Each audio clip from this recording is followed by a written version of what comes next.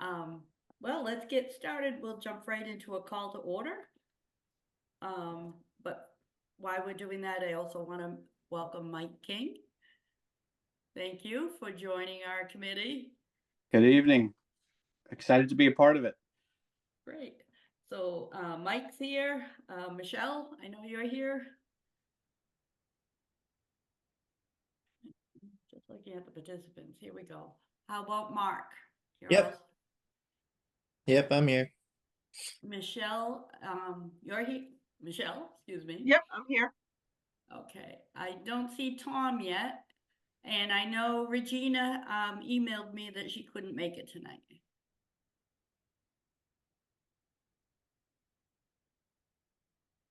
So we'll give Tom a moment or two. I also noticed that Linnea is online. Welcome, Linnea. Hello. So I'm not sure how long we wait for Tom or if we just jump in.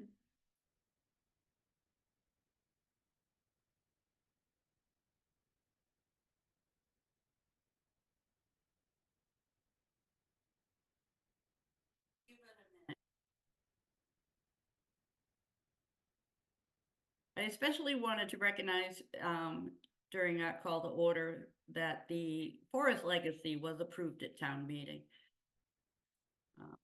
So that's exciting, and I look forward to see what kind of results we get from that.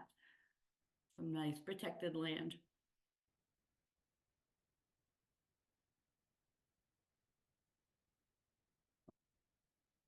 So Mike, while we wait, Mike Kim, would you mind just giving us a little bio about yourself? Sure, happy to. Yeah, so my wife and I, we moved to Lancaster back in October 2019. Just a little bit about my background. I've been in Massachusetts probably for about 20 years, originally from Brooklyn, New York. So I'm a transplant. Met my wife out here when I was studying graduate school. So my background's in engineering. So I finished my master's in electrical engineering at Boston University and worked in various industries from defense with Raytheon to consumer products, robotics. I was at Bose most recently before coming to my current company in robotics at Berkshire Gray. So very excited to be a part of the community. Looking forward to getting engaged. I have two young ones, Nolan and Eva, 7 and 9 years old. So they're in the school system here in Lancaster. Thank you. Absolutely. Congratulations. It sounds like we're very glad to have you. And Tom, so I noticed you've just logged in. We're in call to order. So could you just say that you're here? Yep. Hi, I'm here. I'm Seidenberg. Okay. And just before you jumped on, I was mentioning the forest legacy being approved at town meeting. So I want to commend the Conservation Commission on that. I believe that that's going to fall into your preview for following through, and I'm kind of excited to see what kind of results we get from that. Yeah, looking forward to it. Me too. Okay, next we have public comment.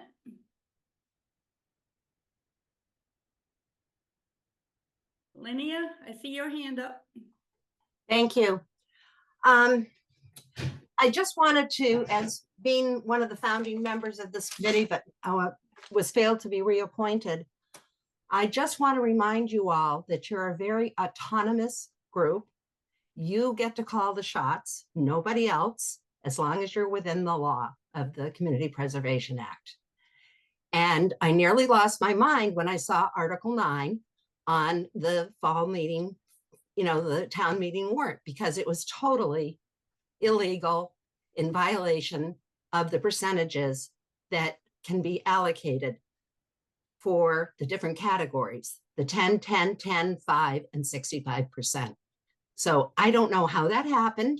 And I just hope that everything you do, you double check before it gets to town meeting. Okay, thank you, Linnea. Thank you. I appreciate that. And I appreciate that you brought it to our attention as well. You could have been in big trouble with the Department of Revenue if that had gone through. Thank you. Also, when you go to hire an admin person, go to the Community Preservation Coalition website. There's a lot of good job descriptions there, and there's a lot of special qualifications that person will need. So it can't be any Tom, Dick, or Harry off the street. So I wish you all luck. I really enjoyed my time on the committee. It's not everybody can be replaced. I've been replaced. So good luck to all of you. Thank you. And we really do appreciate all you've done to get us this far, seriously. And I do hope that from time to time I can tap your shoulder for some advice. You can, absolutely. As you probably are aware, Stuart Sagnor is our know-all person at the coalition, and he also can be of great assistance to you. Okay. Thank you. Okay, moving on. I did not recognize Kelly Dolan in this meeting, so I want to make sure that she's on our roll call today too. Sorry, Kelly. No, you're all set. Thank you so much. Okay. All right, next up are our meeting minutes. We have 3 months. I know you've just received one of them today and the other two, just in the last 24 hours. You may not have had a chance to read but I'm going to take them one at a time. I'm going to start with July. And if anybody has any comments about those meeting minutes or needs edits, now's the time to speak out. Yeah, I just have one comment on all 3 of the minutes. I think that the votes have to be listed. Who voted? Who voted? Yeah. Okay. I think that most of the votes were unanimous, so I don't think it matters for those in particular, but there was one Yeah. vote where there were 2 abstentions, and it doesn't say who those were. Okay. That wasn't on the July minutes, but I think all Right. of the minutes need to be updated to show what everyone's vote was. Okay, and I wasn't sure of that myself, so, and the abstentions, yeah, I was debating whether I should add them in by name, and I just wasn't sure, so I'll make sure those get edited, that, on all minutes, and like you said, I think it's an easy fix on my side anyways to do that, so they were unanimous except for the abstentions. Did you have anybody have any edits for July? Okay, should we make a motion to accept those minutes, or should we do all 3 at one time? Well, I had a quick question. So I wasn't on the committee in July, so I can't really vote to approve it because I wasn't there, So I don't know if that messes up with quorum or how many people do you need to vote for it to work, or I don't know, I wouldn't be able to vote in the affirmative for it because I wasn't there for it. Okay, I think we have enough people to pass them. Yeah. so that being said, I think we probably should take them one at a time, because I think we are gonna have some abstains on some of these, because you weren't on the committees at the time. So let's start with July, I guess, and make a motion. So I'll make a motion that we approve the July minutes with the edit to list a roll call vote. I'll second.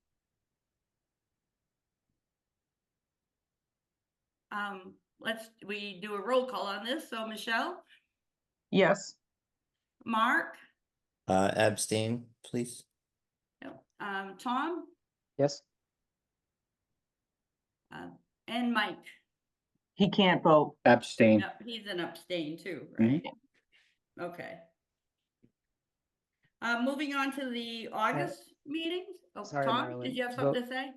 Yeah, you should vote also. Oh, sorry. Yes, I approve. Yes. Okay. Next up is the August meeting minutes. So Any I'll make comments the there? motion to approve the August minutes with the edit that the roll call votes be listed. I'll second that. Okay, roll call. Michelle, Yes. Mark, Yes. Tom, Yes, and myself is yes, and I believe Mike, that's one where you'll abstain. Yes. Abstain. Next is the September meeting minutes. I'll make a motion to approve the September minutes with the edit for the roll call votes. I'll second that. Okay, roll call, Michelle, Yes, Mark, Yes, Tom, Yes, I vote yes, and I believe Mark will abstain. That's- Abstain. Okay, so that piece is done, very good. So next we're talking about our planning for the public, hearing. So we, as you all know, I really didn't get my deadlines aligned. I feel, I'll be honest, I'm drinking from the water hose these days, learning an awful lot since I've become chair. A lot more than I expected to need to know. But that said, we do have a date for November 21st. We will have what's called a hybrid. We have the National Way Room at the Prescott Building, and we'll also have a Zoom. So earlier today, and I sent 2 documents. One is a flyer, and the other is a presentation about that day in specifically. And wanted to get your thoughts on both of those documents, and whether we should just move forward as is. I personally feel like the presentation needs some work. It's just the first draft, getting some stuff out there. But I really would like to hear from you folks, what else or what should be in that presentation. And I'd like to open that up for discussion. would you like do me we to, wanna- would you like me to share a copy of that? Sure, yeah. All right, let's see if I can pull this up. thanks, Michelle. I was just about to offer, so. So there is her hearing. Yeah, so this document would ultimately be posted on our website. It's something that we would also be able to share on Facebook. I believe Kelly Dolan has offered to put it on the town Facebook page as well. So I guess, what do you folks think once we get our Zoom link in there? Just a couple of minor typos. Sure. I think there's approximately, we just need to correct that word there, and in community preservation, I think we left the Y off there. So the second paragraph? Oh, yeah, okay, I see them both, thank you. Sure. Do you think the wording is right? Do you think it should say something different than it says? Yeah, I was kind of torn about saying that we have approximately $506,000 in the fund right now. Is that something that we should, is it that important to put that right out there on the front page? That sort of thing. Mhm. So that's where I was more questioning whether I should use that sentence or not. No, I think that's good actually, because it kind of indicates what resources we have available for projects. So The scope. if someone is thinking, so the tennis court project that we discussed last year, that was going to be a significant amount of money, right?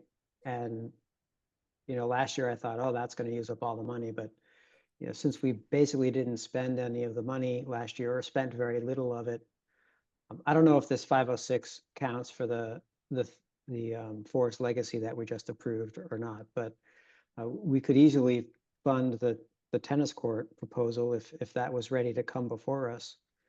Mhm. Yeah, so I think that's it's good. I think we should leave it. Okay.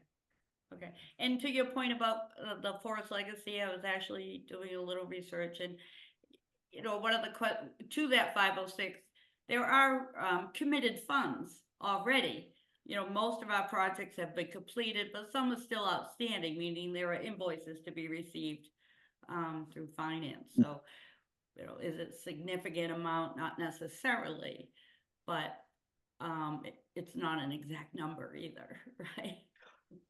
Yeah, then I would drop it based on, yeah, what we've already committed then. Yeah, okay. Or maybe I get to, eventually I might get to what we actually have minus the commitment. Who knows? But Do you think it'll stay around 500,000? Because you could say approximately. I did, yeah. And if you Well, don't think it's going to change the delta too much. right, it's the beginning budget, but to Tom's point, the Forest Legacy is 35,000.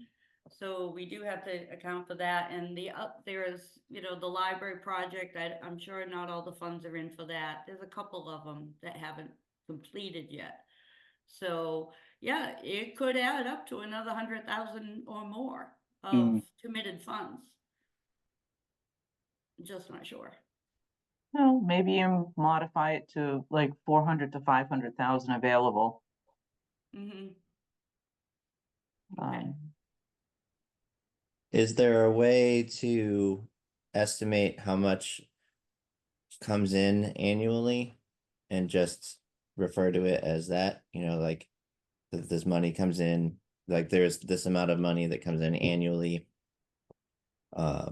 So I that way you could don't have to, change, maybe I changed the statement to say something like, your tax dollars brings in a certain, to your point, some sort of rough number there on an annualized basis. Yeah, I think just using an approximate of like 400 to 500,000 is available, I think would be sufficient at this point. I mean, we don't have to be specific as to the actual dollar amount, because, we do have projects in progress, but we also have money coming in. Mm-hmm. And there's also money that is estimated too for this year, which is, in theory, you can commit towards it at this point in time. So there's literally another $200,000 that could conceivably be used in the fund. But I didn't want to get too deep or too technical on the wording, especially in a flyer. So No, I I'll think leave it just- as approximate for now, between Yeah, 4 I and think so, and 500 I just fix the in the some of typos. the typos and stuff. There's a Yeah. couple of low in there, but that's it. Yep, okay. All right. Do we need to vote on that, or we just move forward? I think we probably have to vote on that to have that published. Okay, would someone like to make a motion? I'll make a motion to publish the flyer. Anyone want- I'll second, I guess with, so we're gonna make the edits, and then publish, right? Yeah. Yes, correct. Yeah. I'll make the motion with the grammatical error edits. I'll second. Roll call, Michelle, Yes, Mark, Yes, Tom, Yes, where am I? Mark and Michael, Yes. and I vote yes as well.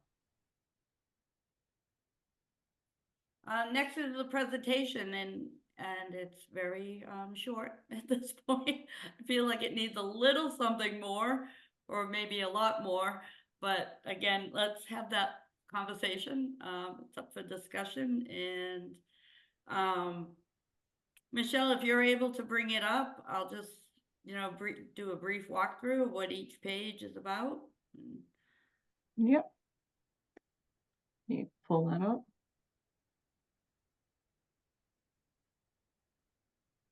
Looks like this is pretty much the PowerPoint you guys started with at town meeting. Yes, exactly. It's the same format. And the pictures are the same. I believe either Win or Linnea created this. So it's just a brief, what is the Community Preservation Act? and, you know, how it supports these three categories. The second is how it came to be here in Lancaster. That when we voted it in and the surcharge, to our real estate taxes. Yeah, I know I'm gonna go over financial, overview in a few minutes, but, so this will ultimately have a chart of where we're at this point in time. And then how does it happen? So, you know, as people send in projects, we review and approve whether to move those to town meeting or not.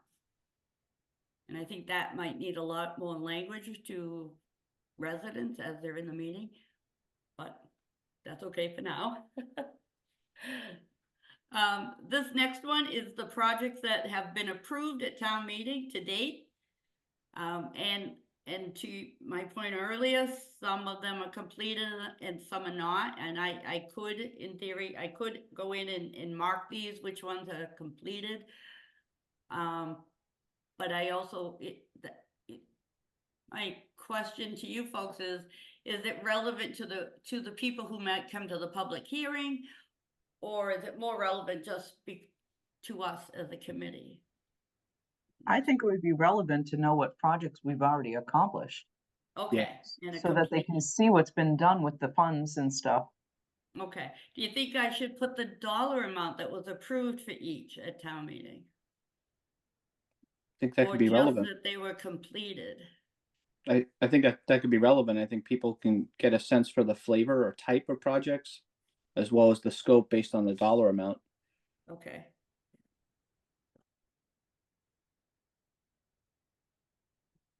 And so,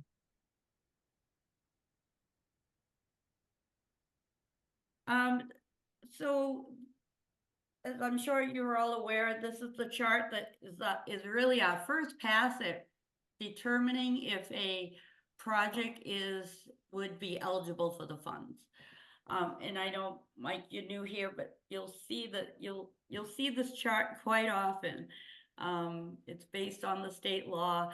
The Community Coalition has created this one, I believe. But it really goes through the verbs: acquire, create, preserve, support, rehabilitate, or restore. And depending on what category you're in, like I said, that first pass of eligibility. So, you know, if I were to look at open space, you couldn't necessarily support or rehabilitate it. And in historic, you couldn't create history, but you could acquire and preserve it. So, you know, if you follow it, they kind of make sense. And housing is everything except for rehabilitate or restore. And those two on the bottom are really the no's.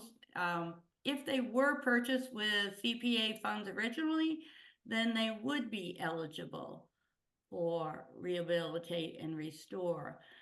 And I'm bringing up that especially for this open space and the forest legacy. So, you know, once we get through that and that land has been secured, we could use CPA funds to, you know, maybe build trails or parking. Well, maybe not parking, but certain things we could do to the property because it was purchased with CPA funds.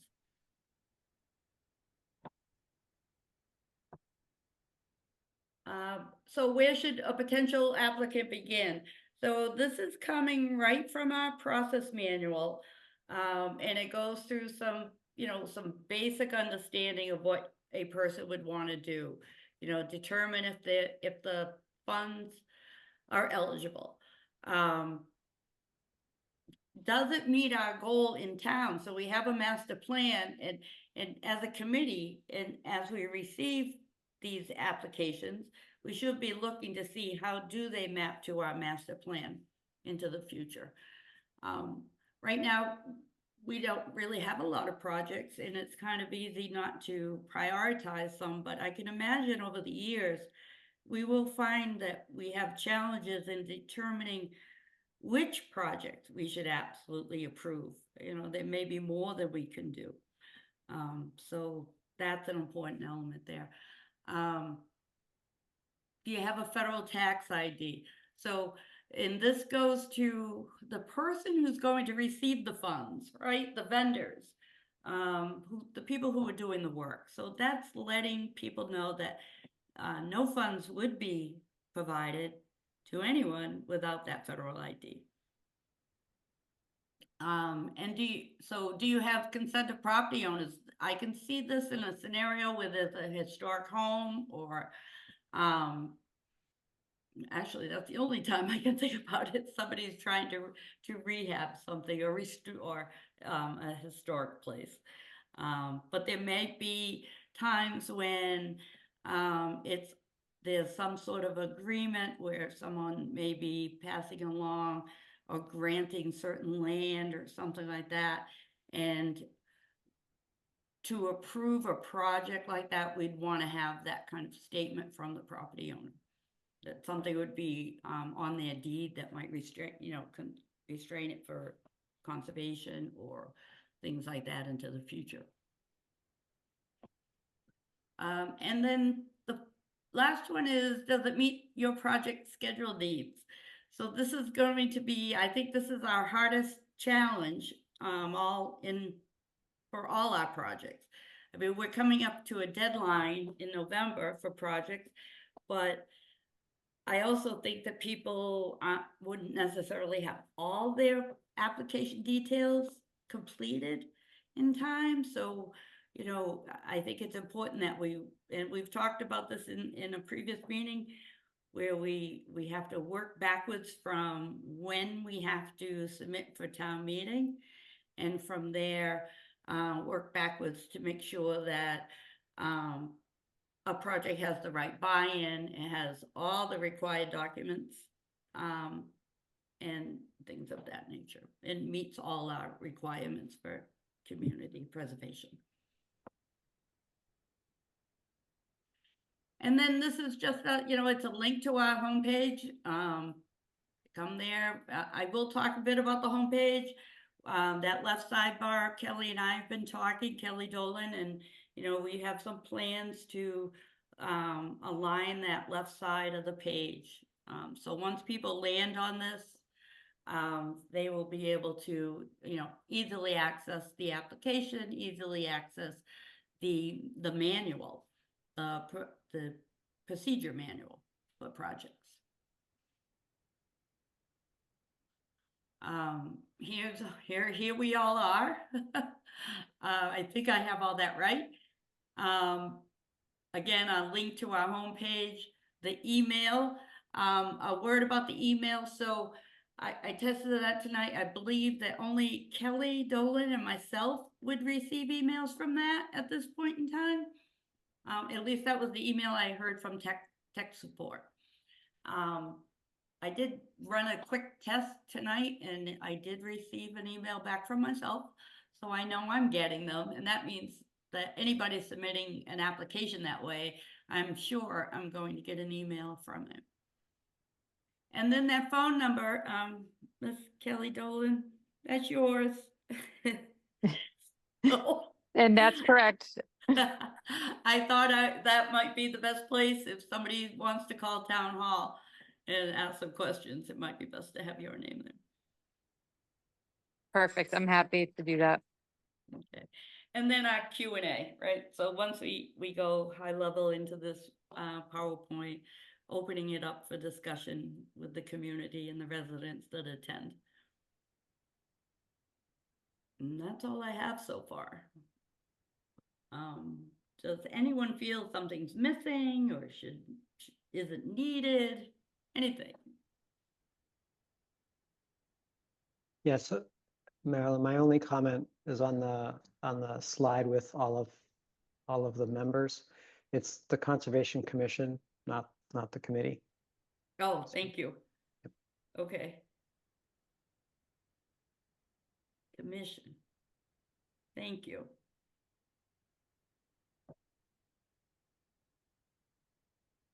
And I actually have a question of my own for the Q and A is, have we gotten any applications yet for this round?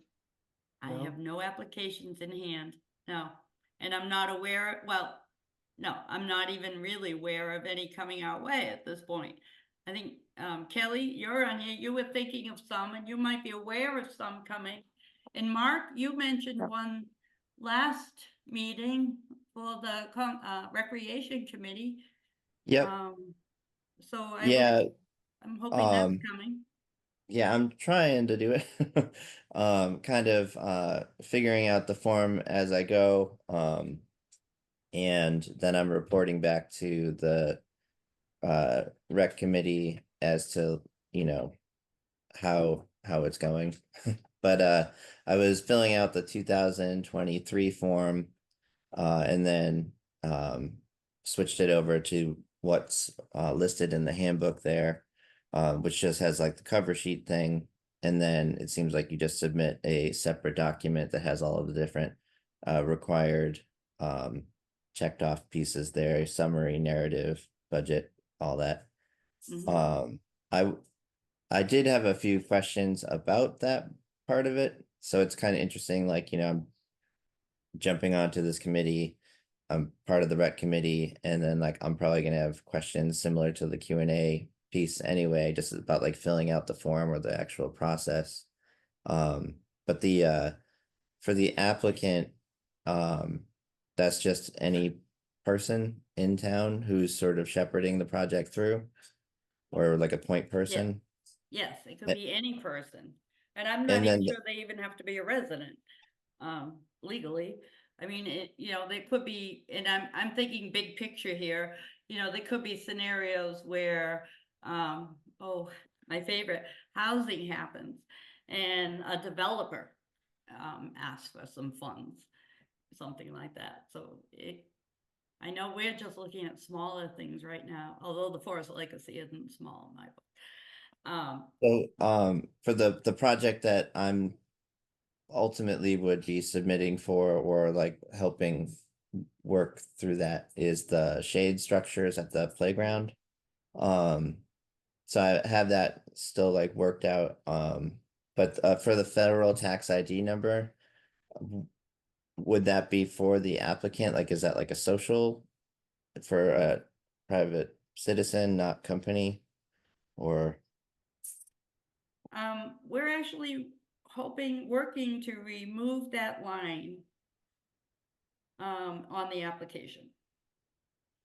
okay, So Kelly's been working on a fillable form that should be ready in another week or so. And in that, so, the reality is anybody,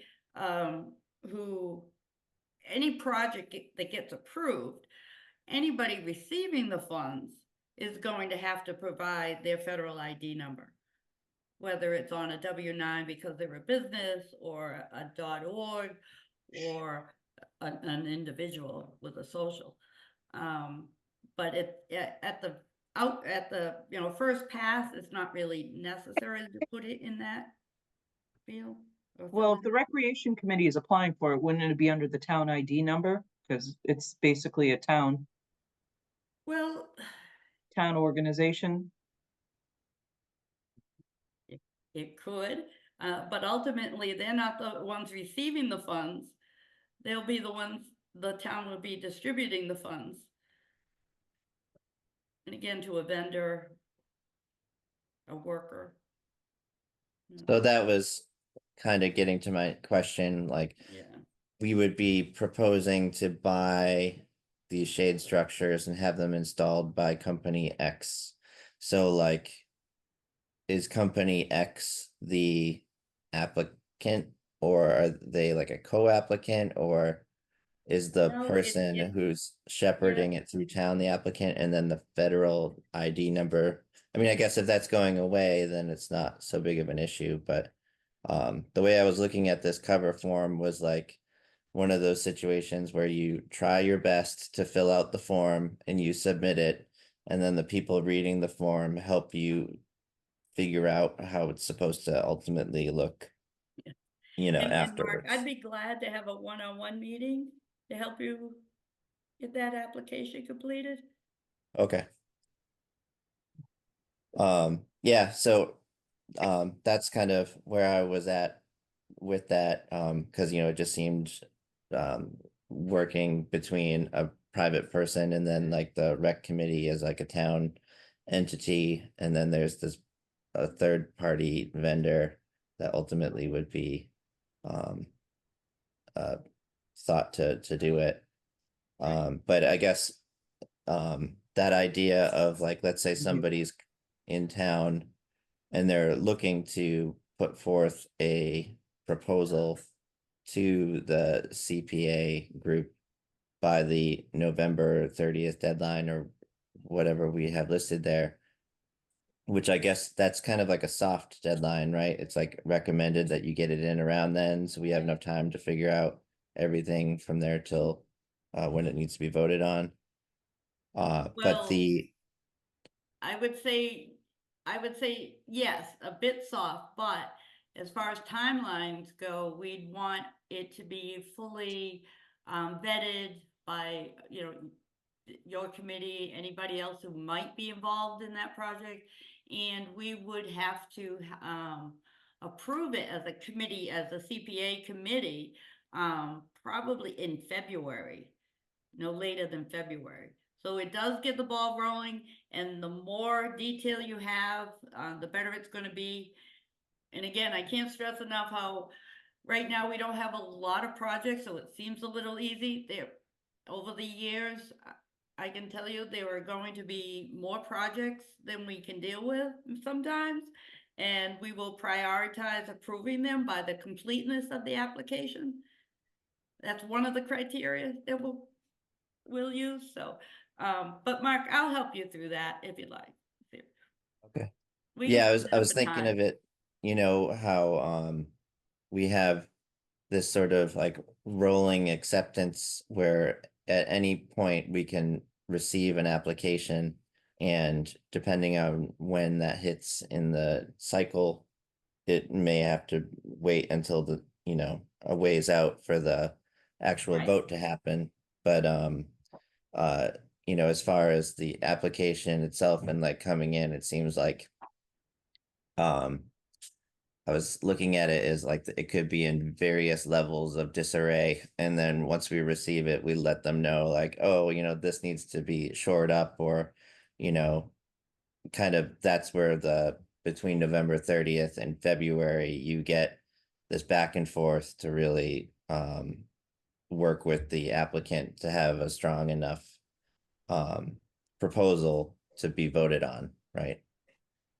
Is that kind of how it goes? Yeah, I would agree with that. Anyone else have comments about that? But I think we probably should put some of the deadlines in the presentation as well. I know it's on the flyer. I Oh, didn't yes. note it in the Thank you. presentation, but I think we just want to emphasize that, and maybe we can kind of talk through, some of that process that, Okay. I always say initial applications are due by 11:30, so people understand that it may be an iterative process that we're working through. And I completely agree. Thank you for reminding me of that. Sure. And the reality of us having our hearing in November and also saying, oh, by the way, deadline's in November. It's not gonna go over too well. So, Well, the thing too with that is, remember, there's the spring and potentially a fall town meeting. yeah. So like, that there is I'm kind of thinking of it like the Olympics, where there's like this summer and the winter thing. So it's like there's the deadline for the every year town meeting in the spring, which would be November 30th. But then there's also that like 6 month off thing where there's the counterpart for if there were to be a fall meeting, things Right. could still work out. Right. So, like if it comes in January, you could say, oh, well, you might have to wait a good long ways, but there is also a chance that this will be available to be voted on in the fall meeting, if there is one. I would definitely agree if something were to come in March. In January, depending on, how strong a project that might be for us in the community, I would want to help folks get that application through for spring meeting. Yep. Yeah. But like as a realistic thing too, the deadline I think is to help everybody involved have the best chance of success. Like if you're just going to drop something last second, you shouldn't have an expectation of it going super fast That's and true. working. Mm-hmm. Agreed. I did have a conversation with Joe Muley at the library, and I do know he will be putting an application in for the roof. Oh, good. Just so you're aware that that will be coming in. We did have a discussion on that recently, That's great. as we talked about the liaisons. So, and as far as finance committee, that's the only one that I've heard is possible to apply to CPC. Thank you, Michelle. So we know, we're pretty sure, we're confident we have two applications coming our way. One from rec and one from the library. For the rec, just to mention it quickly, the only other two, there is sort of the like reorganization of the ideas for the tennis court thing. And I know that was like a huge project from before, and then kind of reorganizing things because of the whole surface land study, and it seemed like a multi-step process. And then the other thing that was a possible project was there's when we do the ice rink behind where the memorial school was there, that's sort of like a every year build and tear down thing. So I had talked to the committee about if it was possible to look into maybe something that was more of a permanent hockey type structure that could be flooded, and you could not have to worry about that whole maintenance piece of it, but then also it could be used year round, but in the same sort of area where the ice rink was going. But that's still being researched and stuff like that. So I don't know if that would be ready, but those are the only two things. Okay. And Kelly, I know you've had some thoughts. Is there anything out there that you're thinking of for this year? Yeah, we wanted to move forward with the tennis courts it's a large chunk of change. It's about 175 from last year with all the work I did, and I received 3 bids for it. So that was the highest amount. But to Mark's point, we have some issues with the land as to where it is. So it's still kind of a roadblock, and we can't use the funds to do the study. So I've been working with our conservation agent to see what we can do to get that ball rolling first.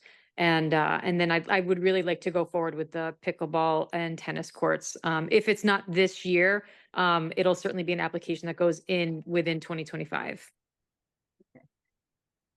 Thank you. So for the study on the land and whether like the drainage and all of that stuff, I was talking to Tom about that last meeting, and I thought it was something where if it was written into the application, it might be something where you would have it almost be like 2 votes out, where you vote separately for the like pilot study, which could be funded through CPA, and then upon successful completion, the actual project could be put forth in the following session to be voted on, but that there was a way to do that where we could have kind of the town vote to pay for to look into seeing if this was a possibility with the study there. Am I wrong with that, Tom?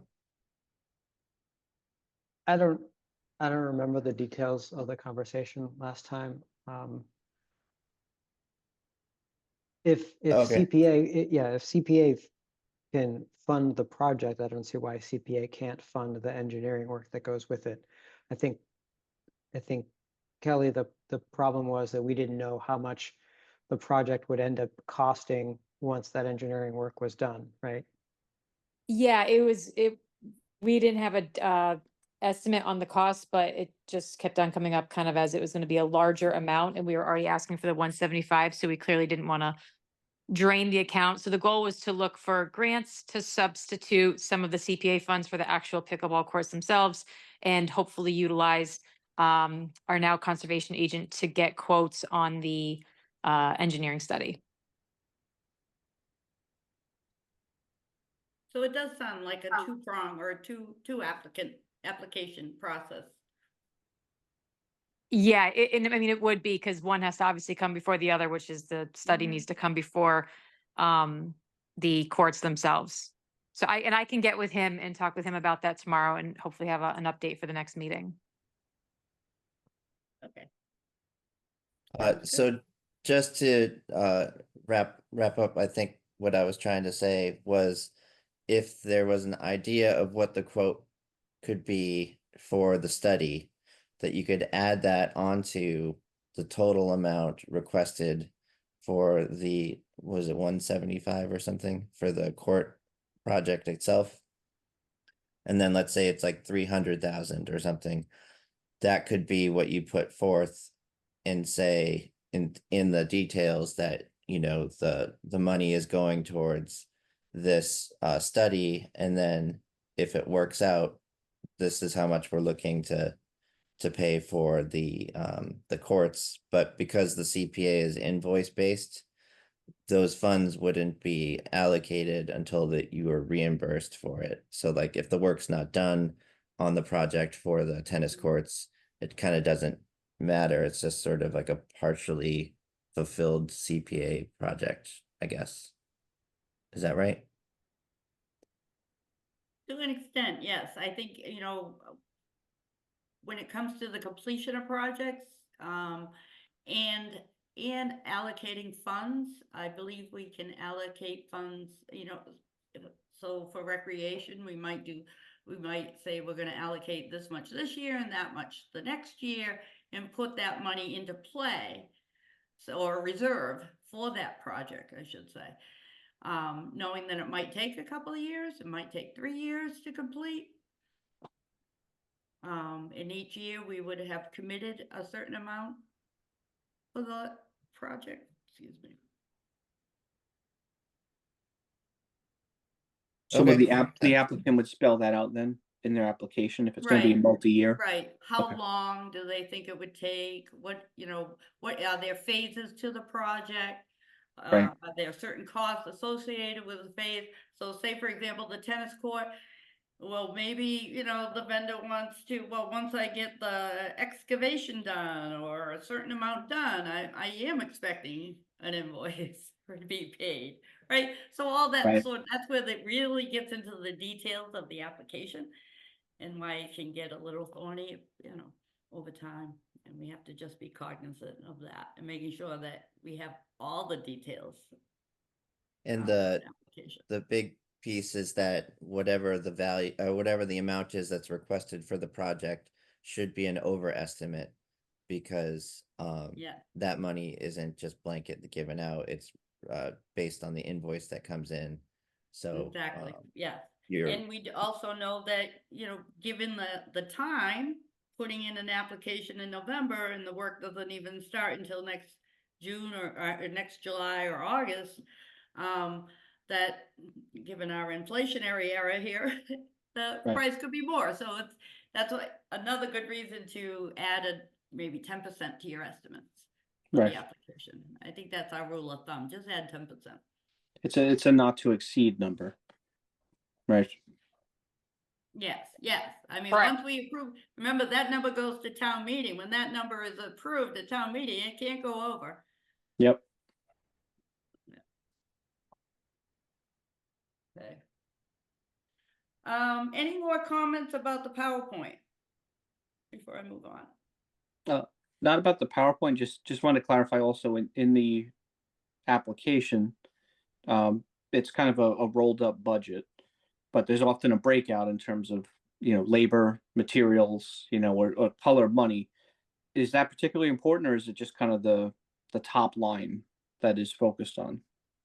Well, I would say that when you're first putting in the application, you want a top line, but a complete application is gonna really dig in, and you'll notice once you get into the, the summary reports and the details of these things, that we would want that spelled out.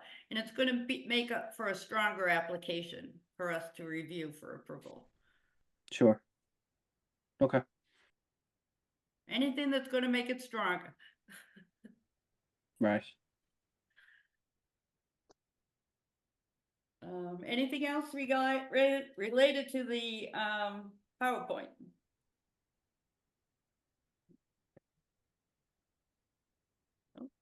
Should we vote on that, or?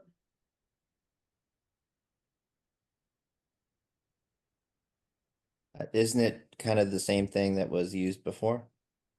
Right? Yeah, basically, yes. It'll have some updated financials in there and the committee member list, but it is very much. I mean, the last year's presentation did have a lot of ideas for projects on there, some pictures of what you could do, maybe the old town hall, or there were some historic pictures of buildings that could use some repair. We weren't necessarily suggesting that applications come in for those, but it was more to prompt people for ideas.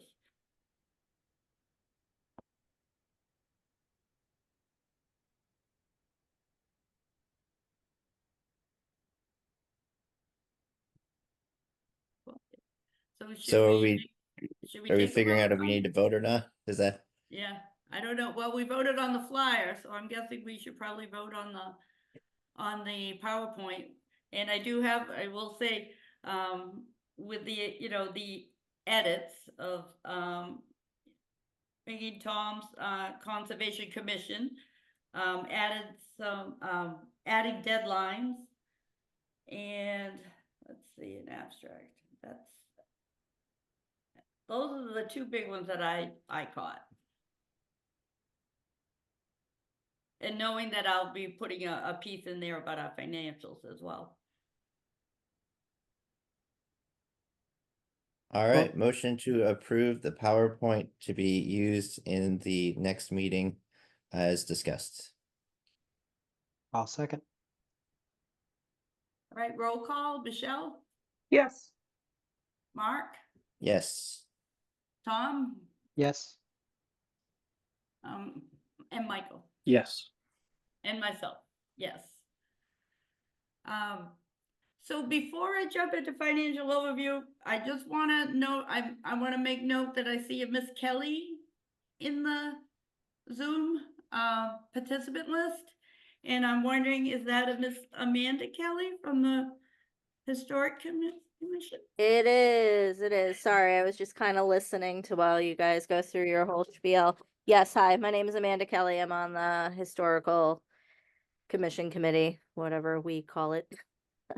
Commission, I believe. Commission, yes, commission, Yeah. because I know it's Yeah. different town to town, so. Well, I did notice that in a recent agenda that they were going to take a vote whether you would be on our CPA committee. Yes, so she said it's Monday's meeting, I believe, coming up, so. Okay, so it hasn't happened. No, so that's why I'm just hanging. Okay, but you anticipate joining our committee? Yes, yes, Okay. yes, yes. Thank you. You're Well, welcome.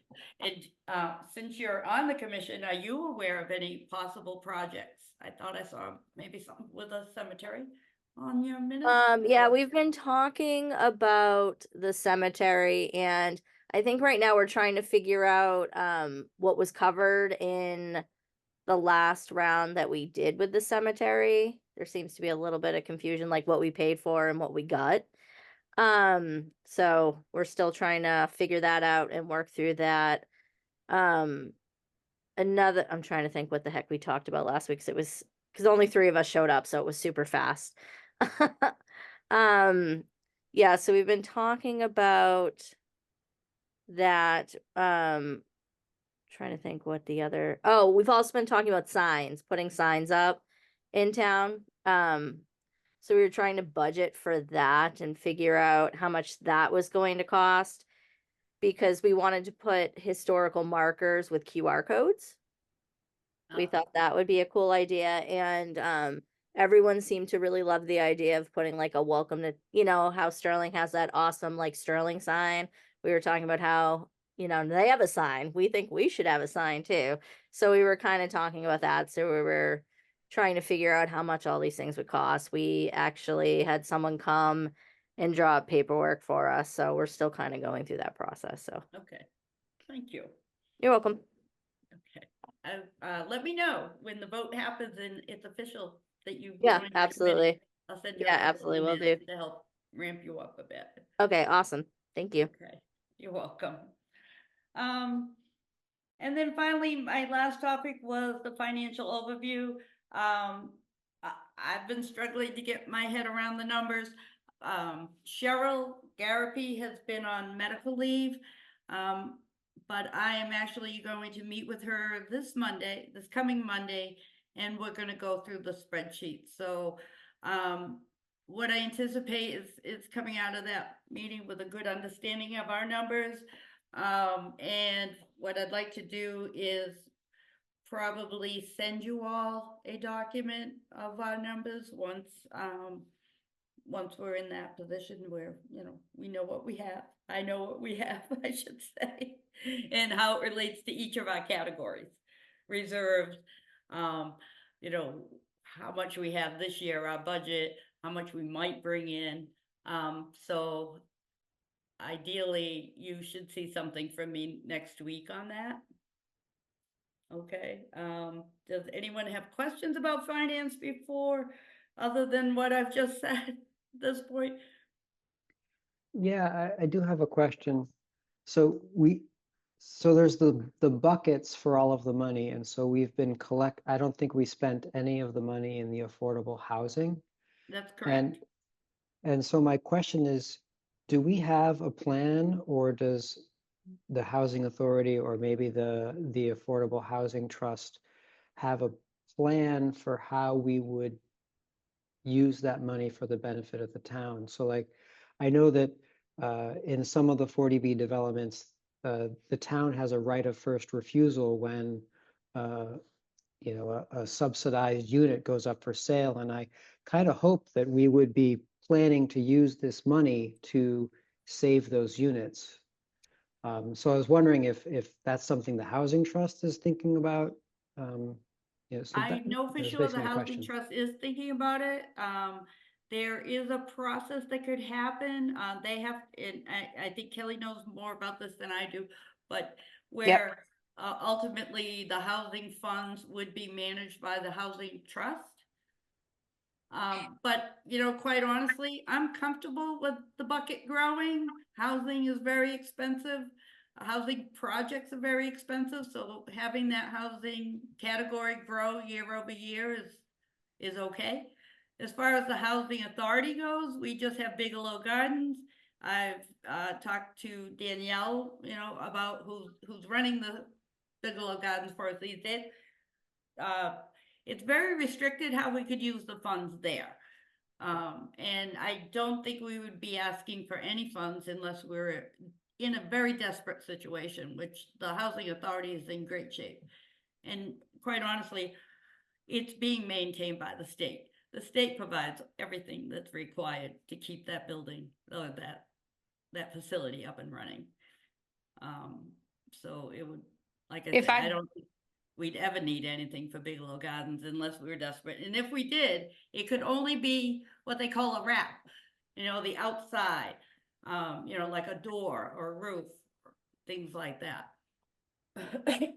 But the DHCD manages these properties very well. They have good project management. Everything we ever ask for, they just fund. And it's great. So I'm quite sure we won't need the money in Bigelow Gardens unless something really drastic happens to that facility. And Tom, real quick, just to add to what she said is, they are in fact voting on that. So, they'll be talking about that at their next meeting in November. The Uh, Affordable Housing The Trust? trust, Yeah, okay, yeah. cool, great. Thanks. Yeah. And housing is a beast. I mean, Tom, you brought this up last time, saving the money for big projects, you know? I think that's something we want to keep in mind too, right? And right now, the funds are growing fairly well with the taxation and, we get interest income. So it's doing pretty good. But you know, if we did want to jump in and save some land, the whole philosophy of having the housing trust manage that would make it go much faster.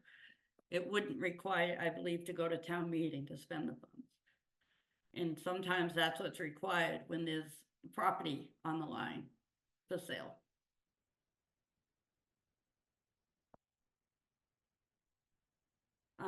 Any other questions?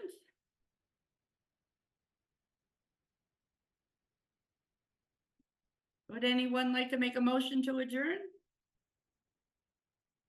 Motion to adjourn? I will second. Okay, roll call, Michelle? All right, Marilyn, Mark, Yes. Michael, Yes. Tom, Yes. and myself. Yes. So I guess we're adjourned. All right. Good night, everyone. Good night, Alright. everybody. Thank Have a you. good Good evening. seeing you all. Bye now. Take care.